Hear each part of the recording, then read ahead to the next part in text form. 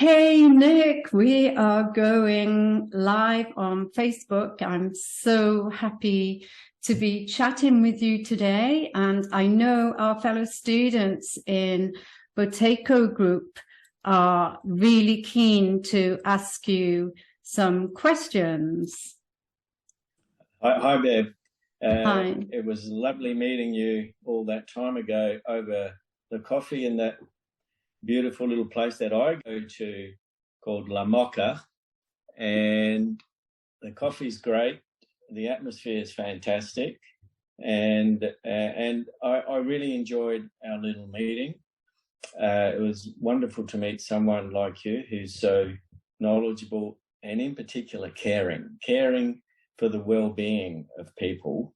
And hi everyone out there, I'm glad you can join us. Now, this is my very first Zoom. Oh, wow. So I might be a little bit tense. So I'll try and relax. Yes. Try and relax. We can. Anyone out there? Yeah, go on. I was going to say maybe just close your eyes and take a long, slow, comfortable breath in. And just concentrate on the diaphragm. Gentle breath, exactly. So, yes. Hello everyone. We're officially live on Facebook, and that's two firsts for our lovely friend today, Dr.Nic Lippis, whom, as he just mentioned, we met when we did our Boteco training. I was with a group in person in Sydney, and we were blessed to do it with the world-renowned leader and authority in nasal breathing, Patrick McEwen, and Nick was online. And it was just a great interaction between the two on and off communities, and it was lovely.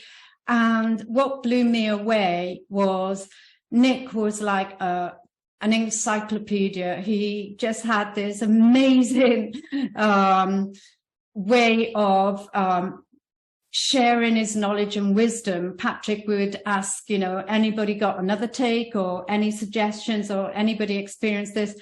And Nick quite often put his hand up and taught us all so much, and it was just amazing. So, of course, I'm traveling in my camper van, and when we went to Adelaide, I reached out to Nick and said, "Oh, can I please meet you? I just really want to meet you," because I felt a very strong connection. And he took us to that, well, we both met, and he gave me a little tour around Adelaide and all these lovely cultural places, and we ended up in his favorite restaurant cafe, La Mocha, which he's just said. So thank you, Nick. And that's my watering hole when I walk into work. Oh, and yes, a little bit of relaxing. I walk in with headphones, pods in my ear, listen to podcasts, sometimes just music, but most of the time podcasts. I go into La Mocha, grab the paper, have my coffee, flick through the paper, and then go to work, which is, I'm privileged to be able to do that. I'm so blessed to be able to do that. And I just work 2 days a week. And at the moment, my primary focus, I guess you could say, or primary interest is children and their development, especially what they call their craniofacial respiratory complex, which involves the jaws, top, bottom jaws, the face, and how good their airway develops, because airway is king. We can live without food for quite a while. We can live without water for maybe not as long, but we can't live very long without air, without oxygen. So my interest, can I keep rambling on for a while? But before we delve in too quickly, I'll just let the listeners know that our lovely Dr. Nic Lippis is a dentist, as he mentioned, and he graduated at Adelaide University. And he has dedicated his whole working life in general practice and research. He never really liked extracting teeth. So early on, he decided that he would do everything possible to save his clients' teeth, provided they agreed.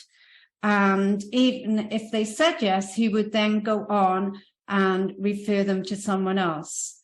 And as Nick was just about to say, he's recently took a special interest in sleep disorders when he was actually 8 years ago diagnosed with sleep apnea, which rekindled that passion as well, and did many workshops and courses. And it's now led him to be the expert with pediatric sleep disorders and early childhood craniofacial respiratory dysfunctions. He actually believes that if all dentists could practice this way, it would make a huge impact on the future health and development for all our children. And for ourselves, we're never too late to change our dysfunctional breathing patterns. However, before we go into the breathing side of things and dentistry, Nick, I love my audience to find out who I'm chatting with, the nitty-gritty. And I know you're Italian of birth, and I've been very close to your hometown. Can you tell the audience a bit about your background, where you grew up, and your parents, your siblings, and how you ended up in Australia, and so forth?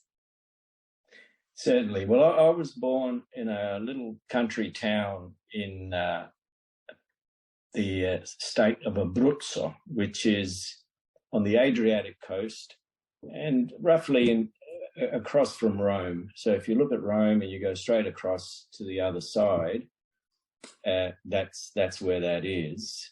It's probably 90, 100 k's from the coast, up in the mountains. Small town, like Italy is full of small towns, and it's a dying town. I have a cousin who still lives there, and there are less than 200 people now living in that town, and most of them are, well, pretty elderly. All the young people have moved away because of work, and my dad came out here to Australia for work in 55, and we followed in September 56. I'm a boat person. we came out with Mum, my older brother, and a female cousin. It took us about 28 days to get here, and I vaguely remember some of the trip. I remember a lot of people being seasick, lots of people being seasick, especially my mum. She had a terrible time. So we arrived in Melbourne.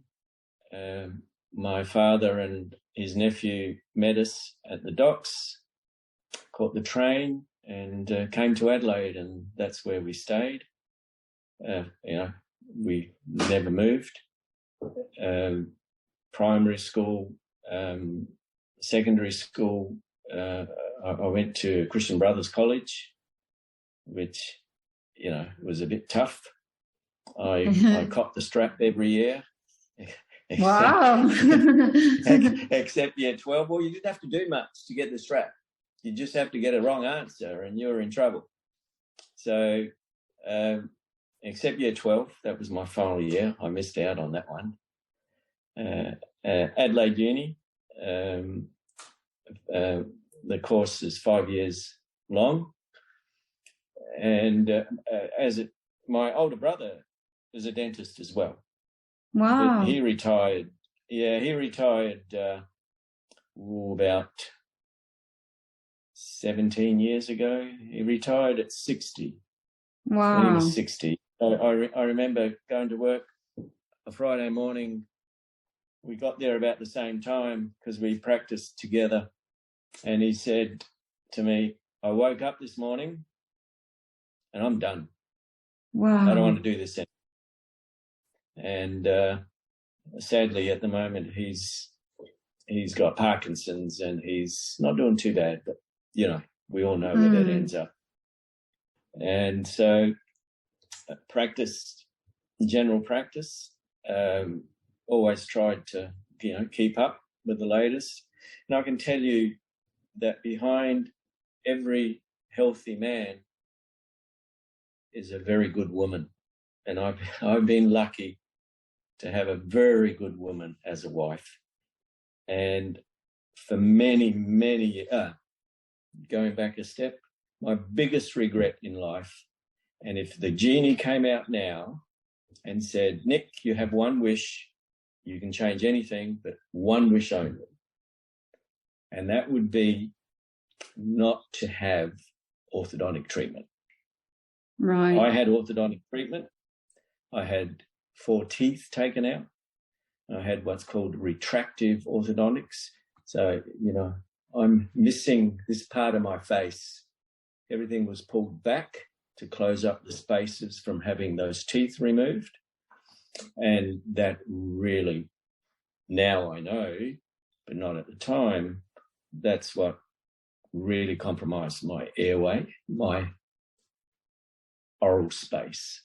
And, you know, looking back now, I was suffering from depression for years, and my wife put up with me.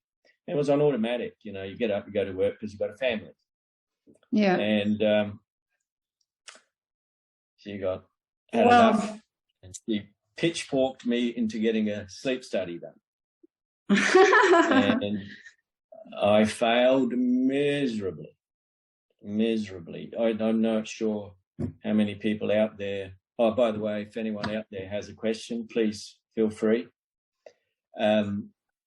They talk about AHI, apnea, no breath, hypopnea, partial index. So how many times per hour do you get interrupted sleep? Do you get these arousals?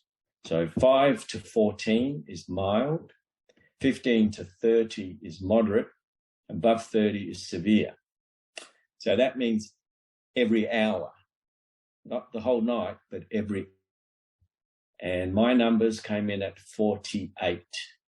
Wow. And the longest I stopped breathing for was 1 minute. So, you know, my night was an absolute disaster, you know, every night. And and it just wreaks havoc with you. You know, literally I was on automatic. You know, wake up with a fuzzy head, you're tired, you know, the truck ran you over again. You know, you had to get going, you have a shower, you know, you'd sort of wake up and you'd perform for the day, and then the next night, same thing, and the next night, the same thing. And once I found that out, I said, oh my gosh, I better start looking into this. And going to courses, and then that led me to children. You know how we say, you know, children are the future. Well, they are, but, you know, it seems like not a lot gets done about the children. And so as I got into the children's sphere, then I realised, you know, nothing's going to change if we don't change the kids. We're just going to keep getting more and more. I mean, sleep epidemic is out there. You know, who doesn't know someone who's got a CPAP machine? Exactly. You know, that's the gold standard, a CPAP machine. That's like saying, I've got a headache. And they say, well, here, take an aspirin, take a Panadol. Well, how about we find out why you got a headache? You know, how about that? And I'm not blaming the medic who snowed under. Yeah. How many people go to a medico and they sit down and say, well, okay, let's try and find out. why you have this problem. It's so easy to say, well, here, take this, and then take that. Oh, because you take this, now you have to take this other one because, you know, you get some side effects that are not that great. So maybe we should give you this other medication. And I'm not trying to be flippant, but our medical system can't keep up. Can it? No, not at all. Okay. And again, I say again, I'm not trying to be flippant. The reason we're never going to have enough for the medical system, because the problem is we got too many sick people. Too many sick people. And there's not enough beds. There are not enough doctors. There are not enough machines. Because now, probably the majority of people have chronic diseases that you cannot fix. You cannot fix. What you can do is manage. And as they progress, it takes more and more resources to manage them. And then, you know, we watch them die. And we're chasing our tail. So we've got to get to why are we getting so sick? Why are we getting so sick? Sure, we've got to treat symptoms, but the main thrust seems to be the symptoms. How can we treat the symptoms? Well, you're never going to win. You're never going to win that fight. You're on a hiding to nothing. You're on a hiding to nothing. So, anyway, so you covered a lot there. Thank you. One, I'm glad that you mentioned about behind every healthy man is a powerful woman. And yes, absolutely. It's all about teamwork, partnership, and, you know, being aware of each other's needs and supporting each other. And secondly, I had similar issues to you. My mouth was overcrowded. I had ingrowing teeth, and fortunately, I was having x-rays every 6 months, and my problems didn't become a huge issue until I was in my late 20s. However, I did go with orthodontics, and as we discussed when we met, you know, I've got a long, narrow face where I used to be big and round and healthy, and my jaw's receding. I've spent thousands on dental care and orthodontics and periodontics. And recently I interviewed both Dr. Kevin Todies, who's Sydney's leading periodontist and my periodontist, and Dr. Derek Mahoney, who's an orthodontist. And they both said about when they were in their early teens, how they had to wear the awful contraptions that, you know, sort of strapped up your jaw, the headgear, you know, and all the bullying and things that go through that. Now, I know you've had many years of experience, so maybe you could talk to us about all the changes that you've seen in dentistry, because like you, Dr. Derek Mahoney didn't advocate extracting teeth. He wanted to try and find the cause and do some breathing exercises and functional oral care before thinking of even having an extraction. He just finds extraction unnecessary. And as we both know now, dentists, the scientists have proven when you take the teeth out, your jawline shrinks even further.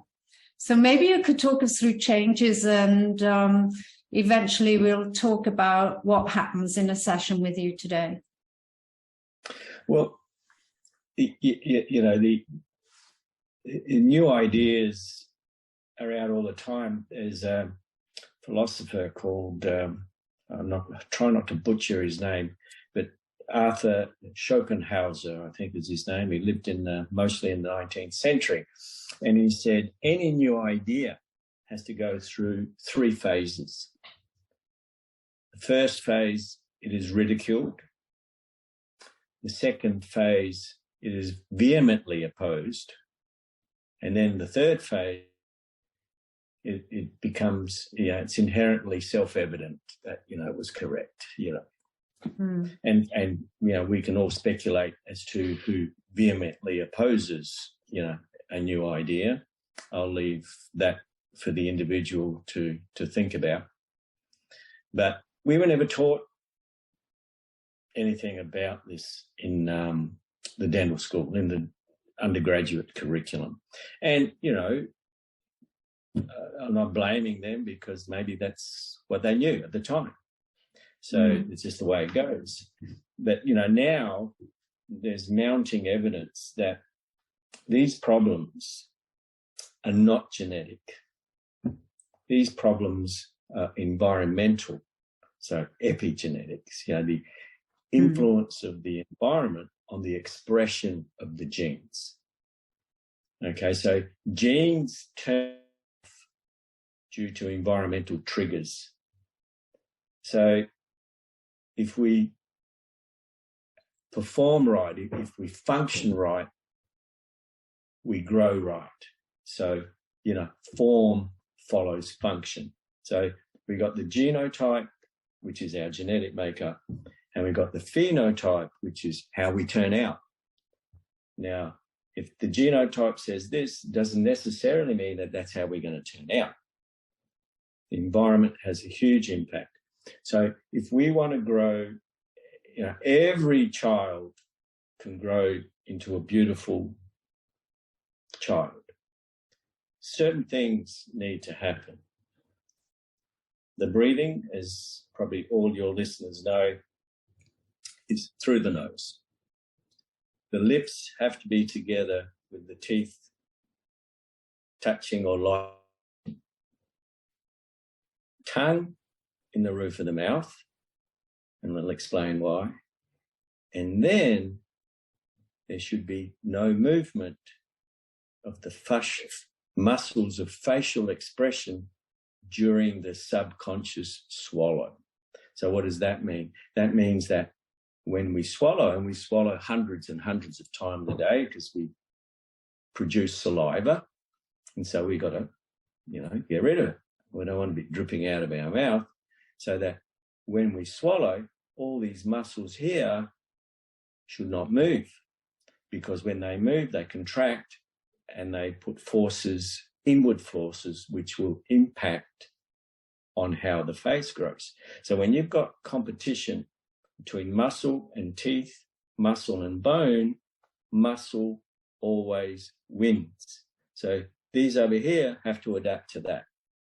So if these muscles are saying this, then you're not going to get it to grow. And now I'm not going to get into a discussion, because I'm not a woman, as to whether someone must breastfeed or not breastfeed, but the facts are that breastfeeding is the best thing for babies, and then I'll leave it at that. Were they bottle fed? Did they have a dummy? How did they transition from liquids to solids? You may have heard of baby-led weaning, which is a big thing now. How we use these muscles, strengthen the muscles. When we use these muscles and chew, see, these days we don't have to chew. Food is so processed, and they've all got sugar added to it, especially if you go and buy it in a packet or a tin or a can or whatever. And there's no chewing. Fiber's all gone. All you have to do is put it in your mouth and swallow. Now that is going to impact on our structure here, because if muscles are working, the bone has to respond. And so the bone responds and grows. And we get a beautiful face. The jaws should be U-shaped. That's what the tongue. The primary function of the tongue is to build itself a house, and the house is the mouth, so it can fit. If the tongue doesn't fit, it has to go somewhere. Now, we either hang it out like a dog, or it drops and goes back. As soon as it does that, it impacts on our airway. Now, they say, people hate this lump they have under here that doesn't make them look good. Well, that's probably because the mouth is too small, the tongue doesn't fit properly, so it goes back and down, and then you know, contributes to this thing down here that nobody likes. So there's another benefit from having a bigger mouth. Mm-hmm. Now, I don't see anybody, virtually nobody, with 32 teeth. Virtually nobody. Wow. So they've either had their wisdom teeth extracted or they were impacted. Now I'm starting to see people who are having trouble fitting 28 teeth.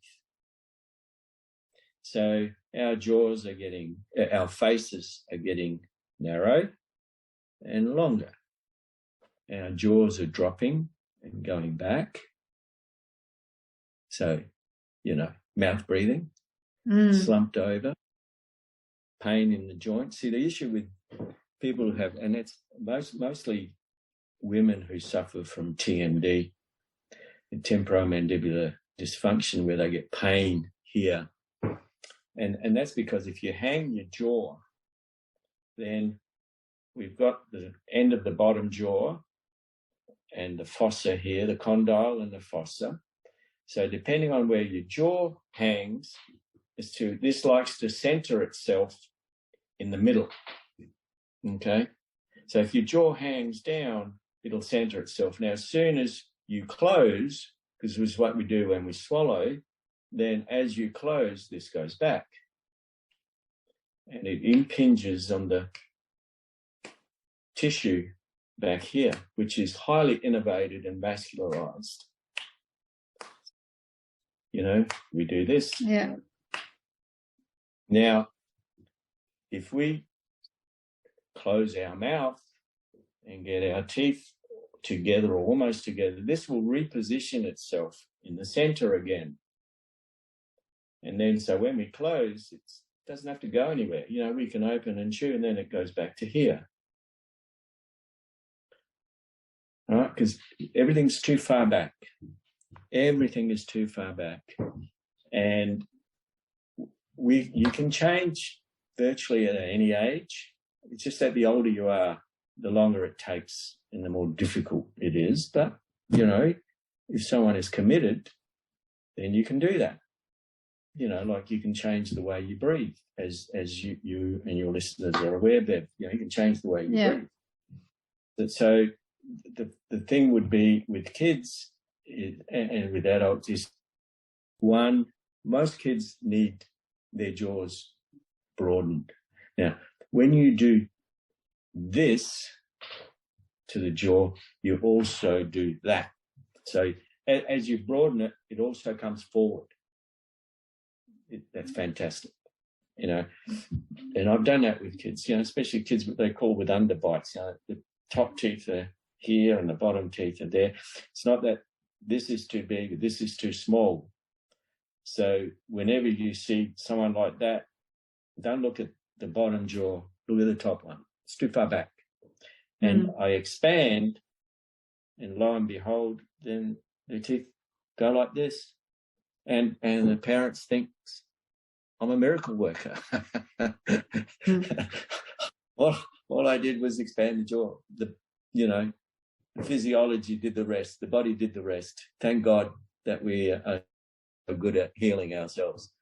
All right, there you go. You go like that, and the, you know, the profile and of the kids, and it's just so wonderful to see that change.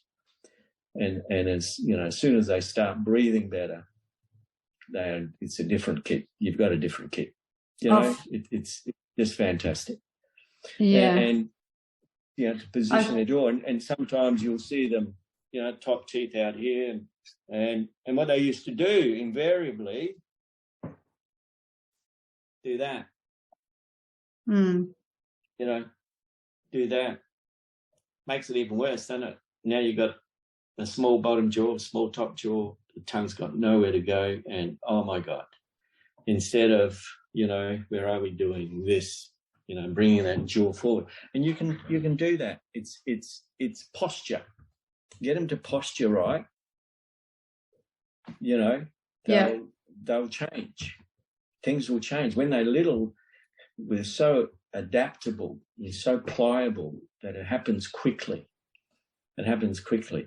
You know, but parents, any parent out there who's got a toddler or a preschooler, have a look at their teeth. You know, it's so cute. You know, they've got these little mouths and their teeth are all straight and touching together. Oh, isn't it wonderful?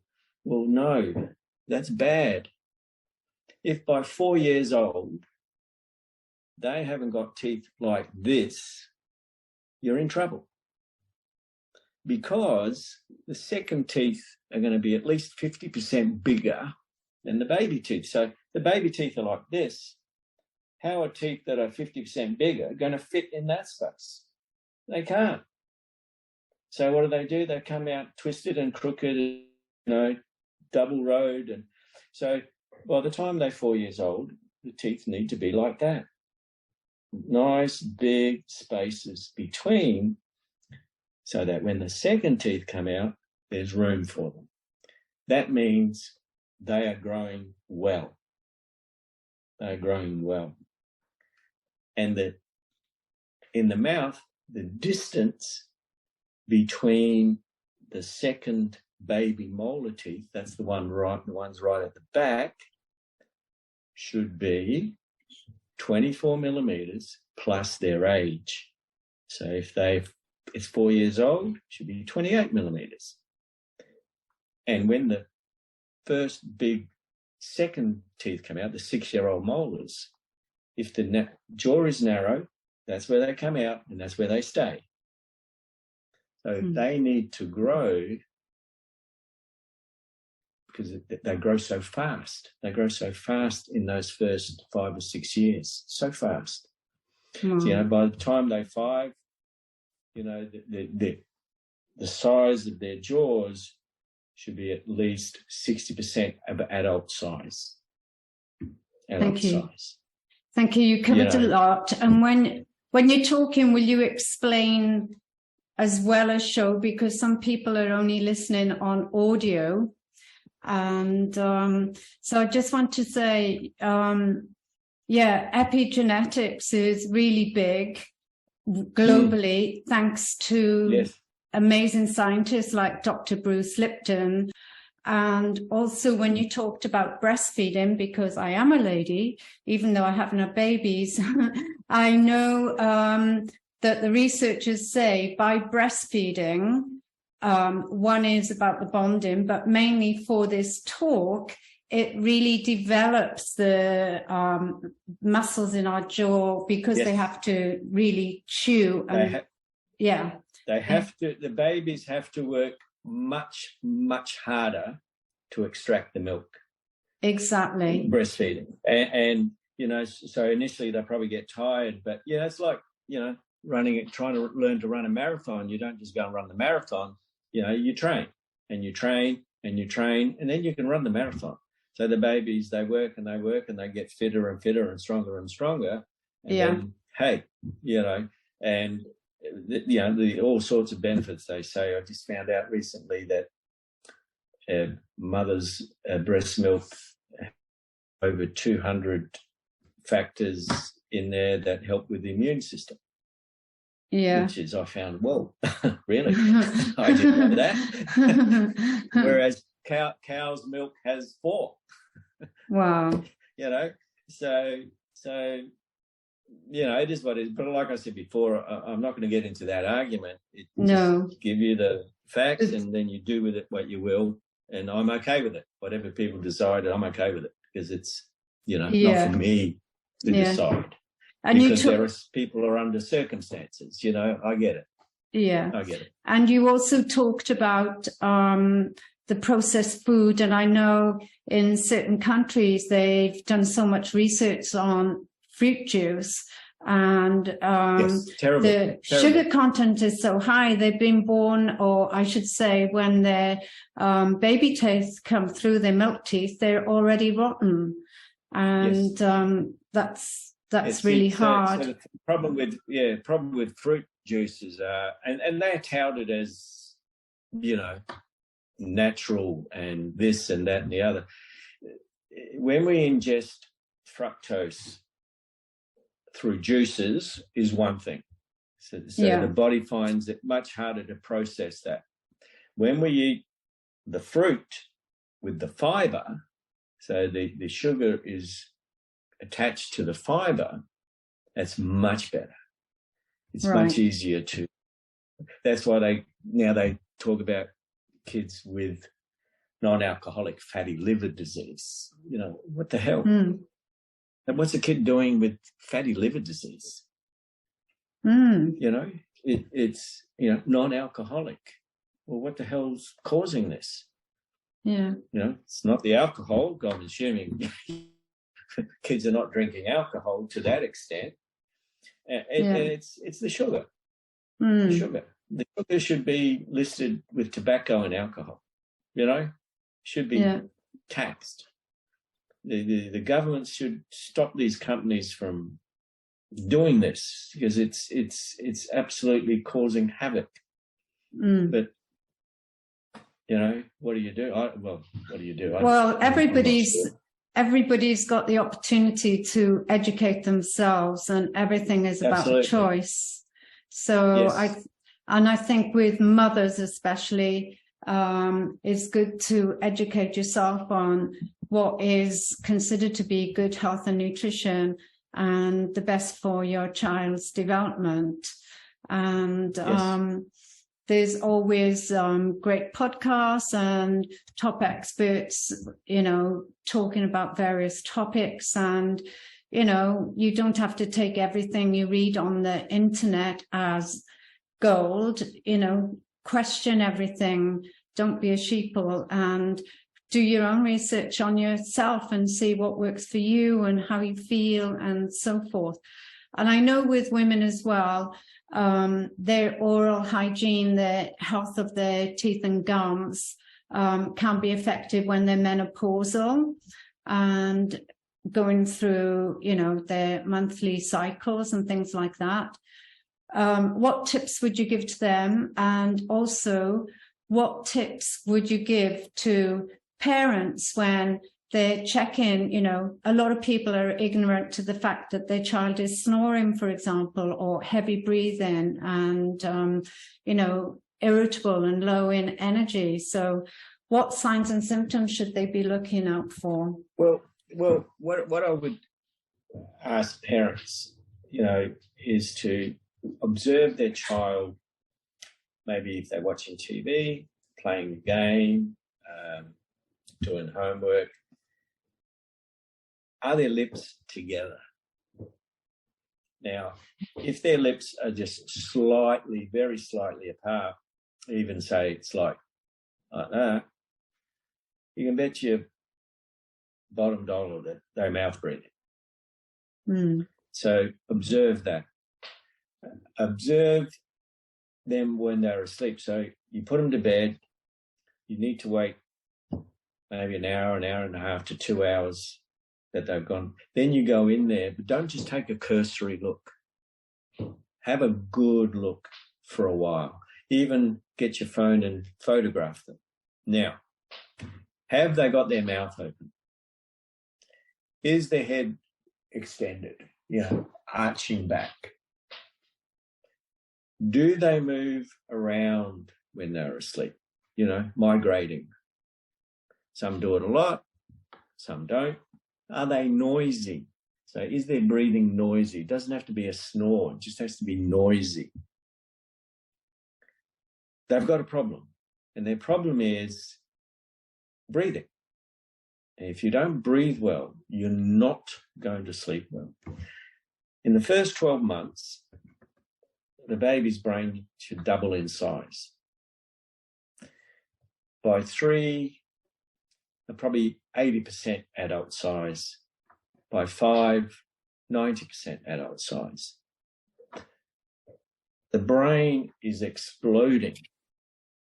And what does the brain need? It needs oxygen all the time. So if they have trouble breathing and they get interrupted breathing, it's going to affect oxygen supply in here. And that's going to have a detrimental effect on their IQ, their memory, their learning, their social interaction. You know, lots of studies have been done on sleep breathing disorders and how it impacts on kids. So, you know, do they wake up dragging their feet? You know, they wake up and, you know, they're sleeping. Are they wired up, you know? Can't stop them. See, people say, oh, he's just such an active, you know, can't never keep still. Well, then I'd be concerned about that. Can't ever keep still. Always on the go. You know, don't like to share, interrupt, can't focus. Yeah, which is, yeah, the last I heard, Australia, per head of population, had the highest prescription rate for Risperidone and Adderall, which is for ADHD. Wow. Now, that's huge. And they're saying that a lot of that is driven by school teachers because these kids, they're just out of control. Now, every child, before they get labelled as ADHD, should have a sleep study, because maybe up to 50% of these kids don't have ADHD as a condition, but they have a sleep breathing problem that's causing. So the symptoms are similar. So sleep breathing disorders and true ADHD, the symptoms are very similar. So you can get confused. So, and these medications, if that's the problem, if that is the problem, makes their sleeping worse. Wow. So, you know, if a parent out there's got a child and they're about to be labelled, then say, well, please, can we have a sleep study? Yeah. Wow, that is huge. Please, can we have a sleep study? And now you can, they got home sleep studies. You know, it's not the gold standard, but it's number 2. So it'll give you very, very good information. Now, if there's sleep breathing is a problem, then you can do something about that, you know, and you can turn it around reasonably quickly, you know, That's brilliant news. Yeah. Yeah. You know, the symptoms are very similar. So, you know, get the breathing, sleeping sorted first, and, you know, if you find there's a problem, great. We know what the problem is, so let's treat the problem and not the symptom, because treating the symptom is not going to get rid of the problem. It's totally agree. Maybe hide it. Yeah. Yeah. Having been a holistic therapist for years, I always think a symptom is like putting a Band-Aid on. You have to get the root of the cause so that you can deal with it. But, well, I don't know if there was a guy called Harbold, a US orthodontist. I think he did this. You may have heard of him. Experiment with rhesus monkeys. You wouldn't be allowed to do that these days now. And he had a control group. Then he had 2 other groups. One group, silicone plugs in the nose, so they could not breathe through their nose. So what you have to do is you have to drop your tongue, drop your mouth, keep your mouth open to breathe. Another group, he stitched, I think, a bit of plastic in their palate so they couldn't lift the tongue. All right, so the tongue had to stay down. The control group grew as monkeys grow. The other 2, their faces changed. They had narrower, longer faces and crowded teeth. He didn't change anything else. He just changed the way they breathed, and he changed the way the tongue worked. And both of those groups had malocclusions. And what's happening to us? Very similar. You know, is it allergies, so you can't breathe through your nose? That's why we got the mouth, because, you know, oxygen is so important.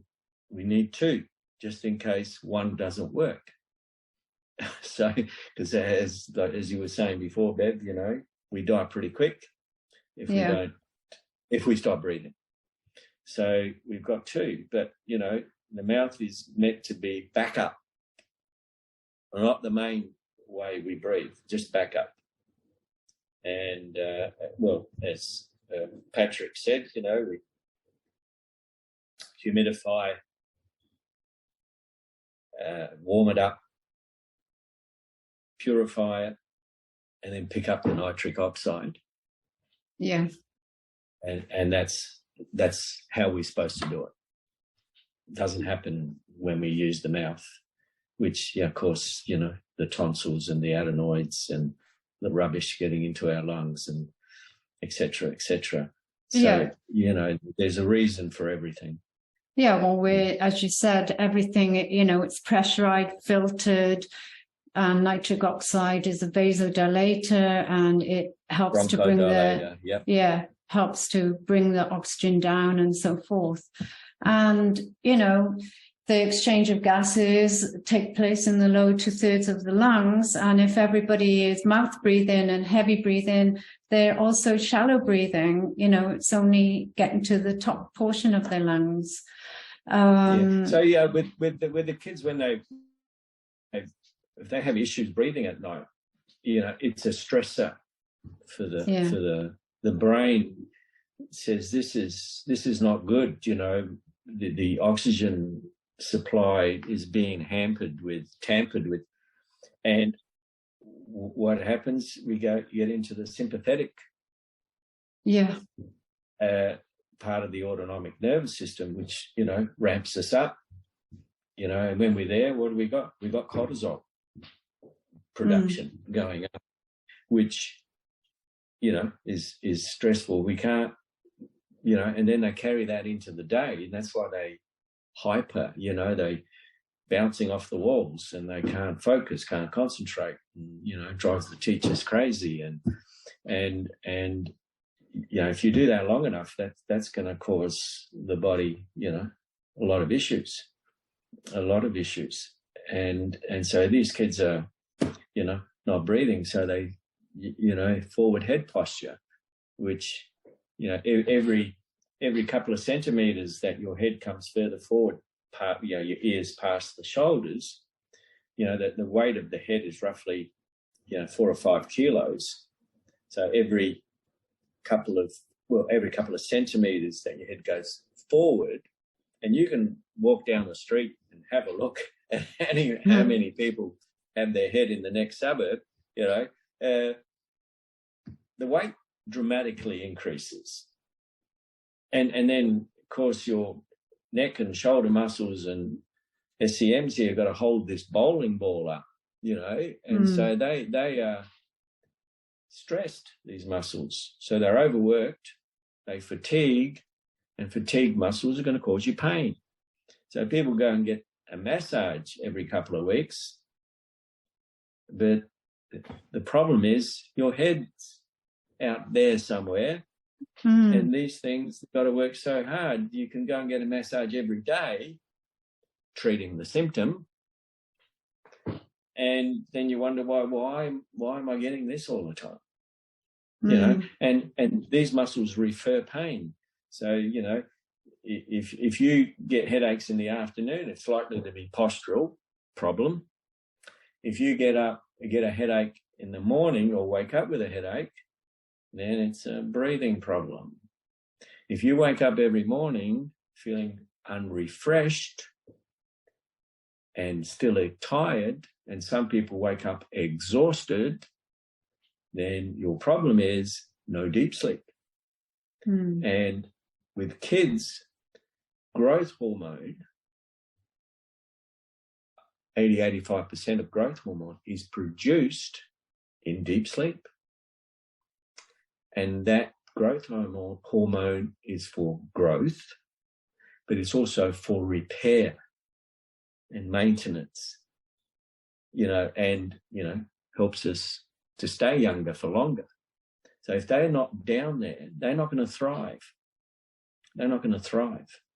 because their hormones being affected. You know, deep sleep, we get different hormones. There's the hunger hormone, ghrelin, and the hormone which says you're full, leptin. So which one is going to be produced? Well, it depends on how you sleep. And that's another problem that some people have with weight, trying to control their weight. You know, we're all, you know, one unit, and if one thing doesn't work, then the next thing won't, and so on and so forth. And so when you look at people and you see one ear higher than the other, or one eyebrow over here and shoulders like this, and then that's the way their skull didn't grow properly. So you can check that out. You can do something about that virtually at any age, but you've got to be committed. You've got to be involved, and that's one of the things I've found with some parents. You tell them the problem, then you tell them what has to be done to fix the problem, and it's too hard. Can't do that. And initially that used to upset me. used to upset me big time. And then eventually I said, well, what are you going to do? You know, the old, you can take a horse to water, you can't make it drink. You tell them you've done your duty. Now it's not your problem. You feel sorry for the child, but you can't save people. You can help them, but you can't save them. So unless they are involved in their own salvation, you know, forget about it. Yeah.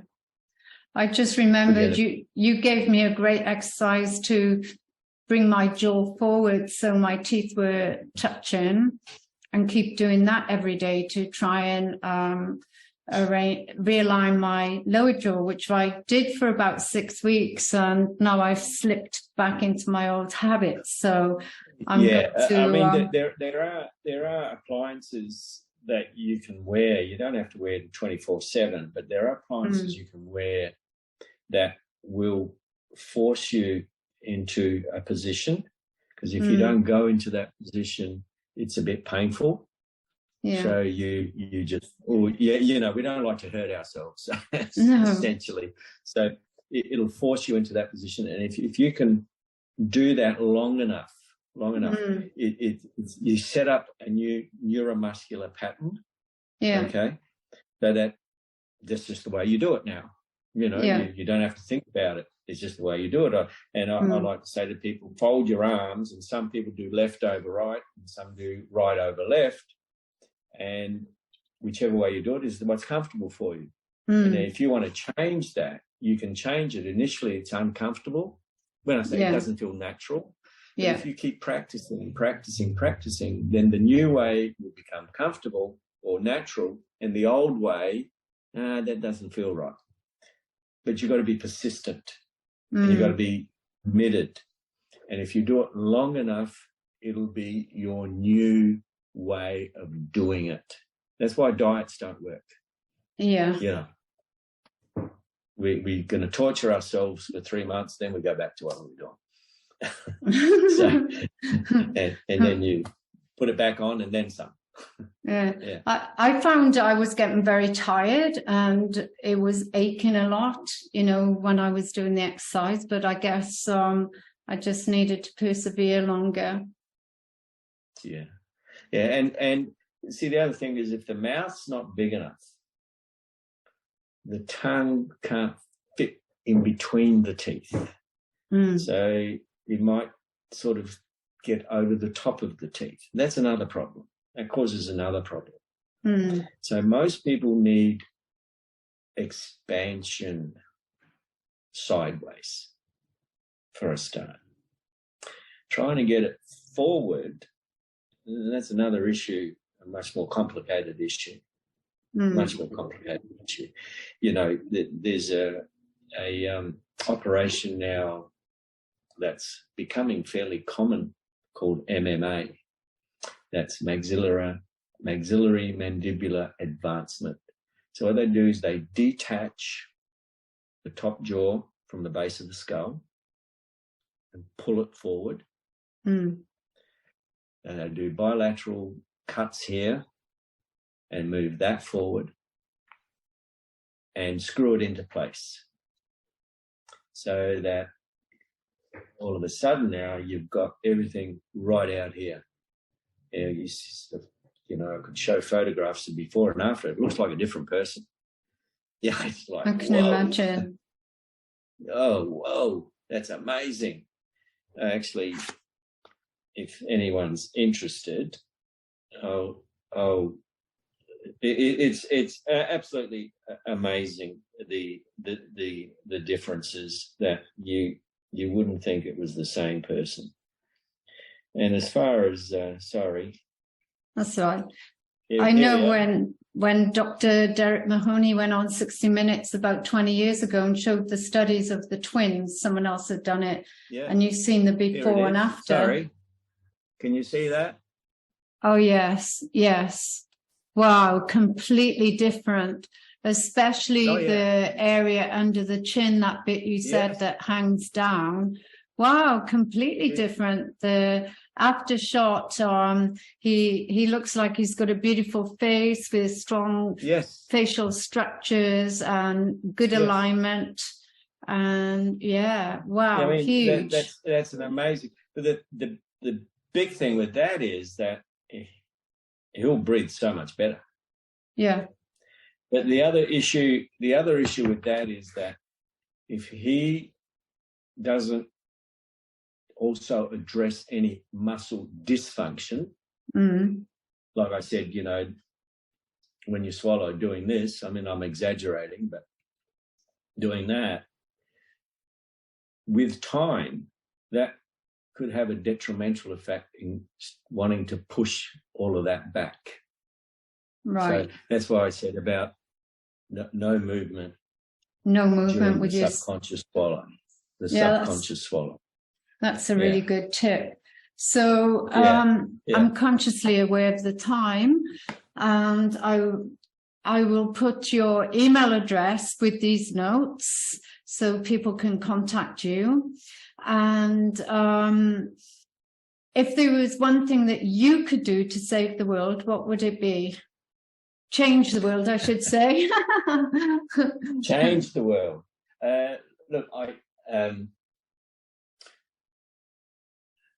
one thing. Yeah.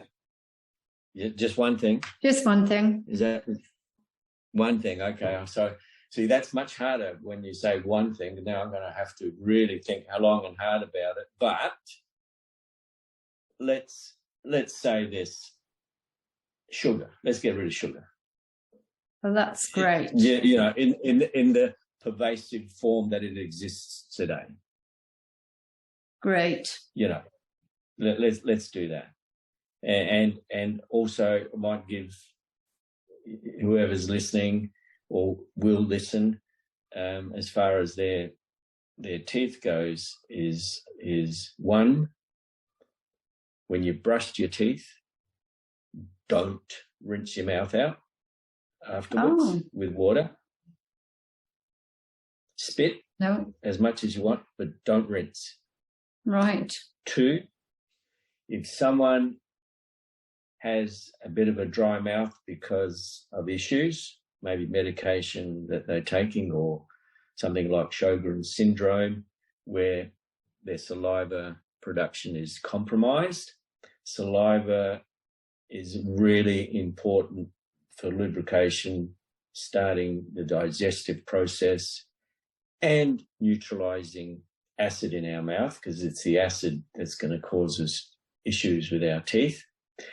If you have that problem, a really simple way of getting rid of the acid from your mouth is you get a glass of water, teaspoon of bicarb, mix it up, little mouthful, swish around for 20, 30 seconds, spit out a little bit of fresh water just to rinse any residue, and that'll get rid of the acid in your mouth like that.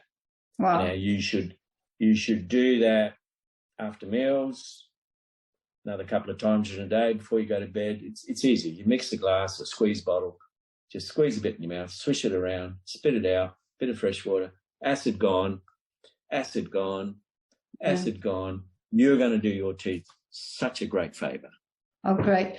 I'll be naughty and ask you another 2 very quick questions, if I may. Yes. Because what do you think of, because I've been traveling and having dental treatment with different dentists in different countries, different states, and also periodontists and orthodontists, everyone tells me a different regime to either use a manual brush or electric brush. And some of them are for the sodium bicarbonate, and also rinsing your mouth with hydrogen peroxide, and brushing your teeth even with the a mixture of the sodium bicarbonate. And then some people tell you to use the interdental brushes, Pixel they're called here in Australia. Others will say use it alongside floss, or only use one or the other, or use a water pick. What is your take on it? Because I think dentists are more first-hand with their patients and seeing their mouth more frequently. Well, I use an electric toothbrush. Everyone who uses an electric toothbrush will clean better. Right. Now, it's not just the instrument, it's how you use it as well. Yeah. Now, you can brush your teeth 20 times a day. If you brush the same spots 20 times a day and you miss the same spots 20 times a day, you're going to have problems where you're missing. So the important thing is that, one, you're not rushing, so that you're taking your time. 2, look in the mirror when you're doing it, not because you don't know where you've been or what you've done. So, and be systematic. Now, I say to people, start somewhere. I don't care where, but start down the back somewhere.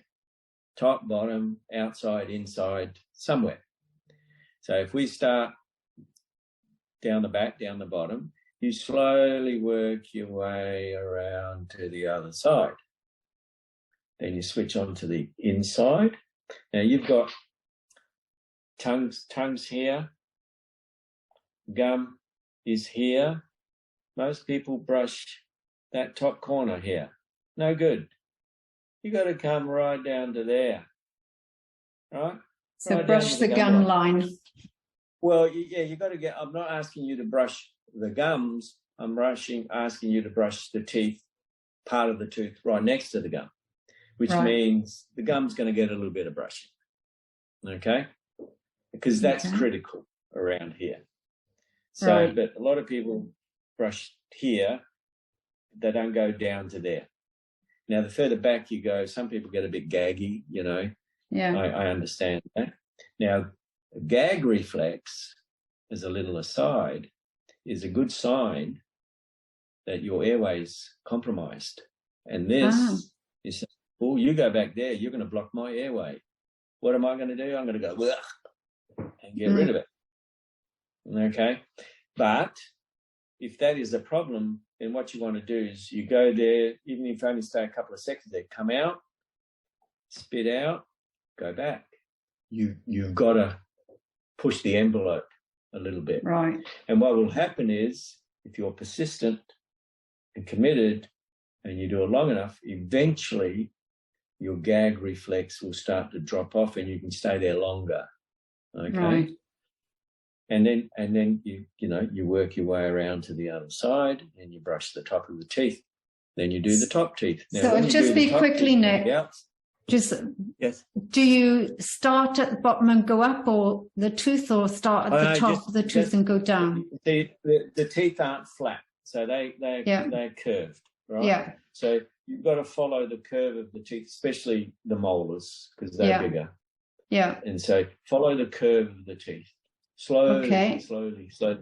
You need to time yourself on here. Yeah. If you want to make sure you're not rushing, because if you time yourself here, doesn't work. Yeah. Before you know it, you're finished. Yeah. So, and then people say, well, how long should I brush for? Well, I can tell people out there that I brush my teeth. You ready? Once a day. Once a day. Oh, wow. Now, diet plays a big part. Right. If it's we're talking about the teeth now. It's not so much how much you have, but how frequently you have. Because every time we take something in, we're going to get a pH change in our mouth. So the pH is going to drop. You're going to go into acid. And if we get to a pH of below about 5.5, that's when we're going to get some demineralization of our teeth. And that's a reversible process, okay? This is where the saliva comes in.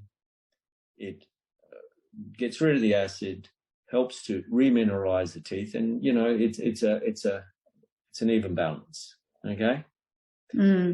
So if I had to put it plainly, if I had a block of chocolates, it would be much better for me to sit down, make a pig of myself, eat the whole lot.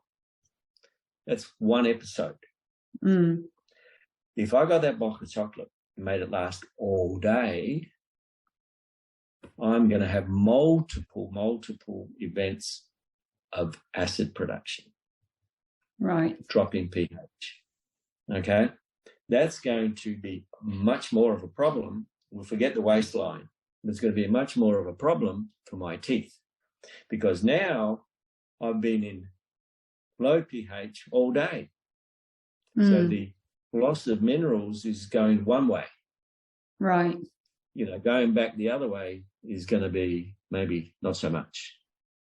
So that's just to simplify. So it's the frequency in particular. Now, I'm not talking 3 or 4 times a day. I'm talking, 7, 8, 10, 12, and these days you can eat all day if you want to, graze all day. It's all sugar. The stuff you buy, it's all sugar.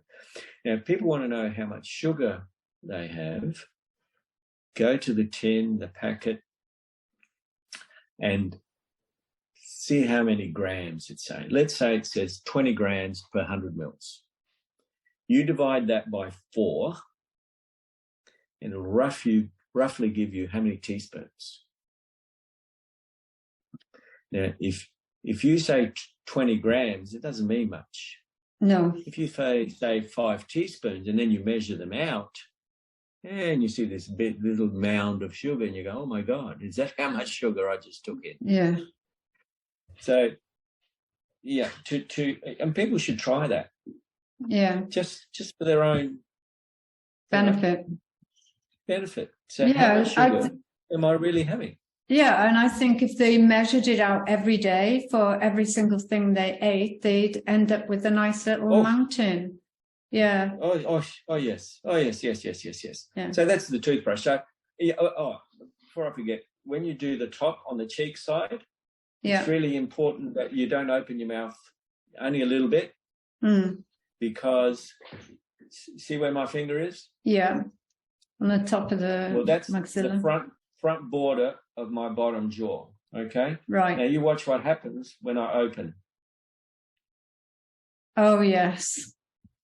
Yeah, it drops right down. So it comes right over, overlaps the teeth. You go back with the toothbrush, you're not going to get those last teeth. Okay. So you open just a little bit, leave the cheek loose, keeps your bottom jaw back, and you have good access to your last tooth and a half. Great. You have to time yourself when you brush your teeth. I do it once a day, about 5 minutes. Right. Okay. Got to time. You won't spend 5 minutes. If you don't time it, forget it. Yeah. It's like, oh my God, am I still here? Now, as far as in between the teeth goes, you either floss or you use the interdental little brushes. Now, if your gums have receded a bit and you've got big spaces, those little brushes are great. Yeah. If your gums haven't receded and you've got the papilla, that's the pointy bits that go in between the teeth, then you don't really want to stick those brushes through, so you floss. Oh, that's a great tip. And when you floss, sorry, you got teeth like this, flossing, doing that, that's not flossing. Flossing is you get the floss in between the teeth, you wrap it, all right? You wrap it around the tooth. Yeah. And you slide it up and down, because now you're scraping the side of the tooth. Scraping the plaque, yeah. And you go the other way to the other tooth and you repeat 5 or 6 times. That's flossing. Right. Going flick, flick, flick, flick, that's not flossing. That's maybe getting something that's stuck in between the teeth out, which is fine. It's not flossing. Right. Okay. And the other issue is if you've got something there that's stopping you from doing that, then you need to sort that out. Thank you. And what about the water picks? I think I'm not a great fan of water picks. Not that they don't do any good, but I think if you do that, and then sometimes people say, I just can't, for whatever reason, I just can't get to it. Okay, use the water pick. Right. Okay. Yeah. I just found, because I eat lots of chopped up leaves, for the want of better words, herbs and different things, and seeds, I just find when I use the water pick, it cleans my teeth so much quicker, gets every little bit out. Yeah, I think what you're getting out is some debris. Yeah. I'm not sure how much plaque you're getting out. That's all. Right. Okay. That's a good tip. Yeah. Yeah. Because plaque is basically bacteria, Yeah. Trillions of them. What has it go that for every cell we have in our body, we have about 10 or 11 viruses and bacteria. So it's 10, 11 to 1. Oh my goodness, that's huge. Yes, yeah. 10, 11 to 1. Yes, wow. Exactly. Yeah. So that's a lot. So thank you very much for all your wonderful words of wisdom. It's been a pleasure. Yeah. It's been a pleasure. And everybody, pay attention to Nic's words of advice and be careful of what you're eating, and be mindful of your toothbrushing and your techniques, and have a look at your posture of your jaw, your body posture. And if you've got children, definitely tune in and see what's going. And from my experience, and I know Nic's, if you can get them functionally breathing and get that happening as young as possible, you're never too young. Form follows function. Form follows function. Oh, that's good. Remember the 3 Fs. Form follows function. So that's brilliant. So thank you very much, Nic, and I'll leave your email and people can contact and by all means reach out to him with any questions you may have. Thank you, everyone. Yeah, I'll be pleased to answer any questions. Thank you, Nic. And it would thank you for the offer of coming on to your podcast. Bev. Pleasure. Thank you. Pleasure. Thank you.